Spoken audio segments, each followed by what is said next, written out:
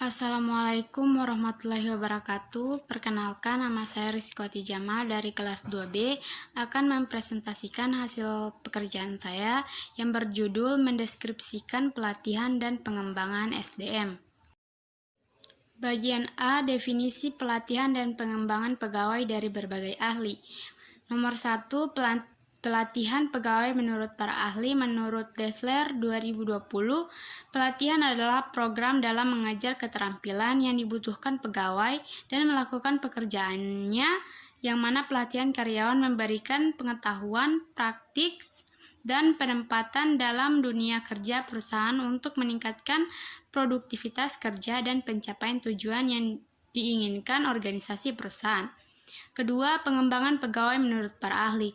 Menurut Noe Elat 2011, pengembangan merupakan proses memperoleh pengetahuan, keterampilan, dan perilaku yang meningkatkan kemampuan karyawan untuk menyelesaikan berbagai macam pekerjaan ataupun pekerjaan yang sudah ada saat ini, termaksud tuntutan dari klien terkait pekerjaannya.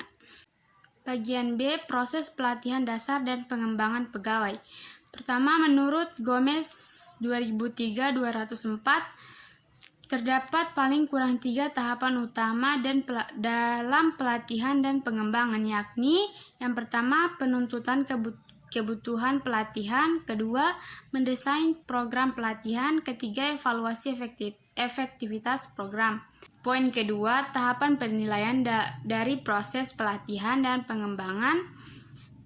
Beberapa tahapan berikutnya yaitu yang pertama, penilaian kebutuhan pelatihan dan pengembangan, kedua, penentuan tujuan pelatihan dan pengembangan, ketiga, prinsip-prinsip pelatihan dan pengembangan, dan keempat, merancang dan menyeleksi prosedur pelatihan dan pengembangan. Bagian C, metode pelatihan. Ada beberapa metode pelatihan atau pengembangan SDM karyawan yang biasa dilakukan di perusahaan-perusahaan sebagai berikut. Yang pertama, pendidikan, kedua, job enhancement, ketiga, uji kompetensi PEGA, keempat, rotasi kerja, kelima, coaching, keenam, magang, ketujuh, job rotation, kedelapan, simulasi. Bagian D, mengevaluasi pelatihan dan pengembangan. Ryan Arthur 2018 mengemukakan komponen-komponen evaluasi program pelatihan, antara lain yang pertama, evaluasi peserta, meliputi pretest, post-test, ujian tertulis, ujian praktik, ujian komprehensif, evaluasi tatap muka, evaluasi pengajar, dan evaluasi penyelenggaraan. Kedua, evaluasi mengajar atau pelatih, meliputi metode pengembangan, kemampuan mengelola waktu, dan sistematis penyampaian.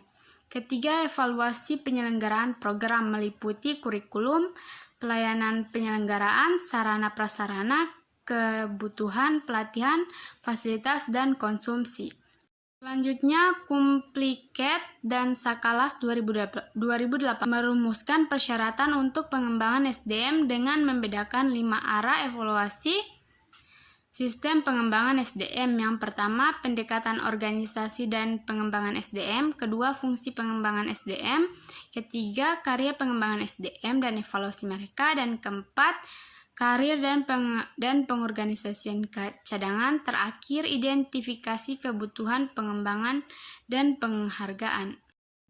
Baik, itulah hasil presentasi saya. Mohon maaf bila ada salah kata. Wassalamualaikum warahmatullahi wabarakatuh.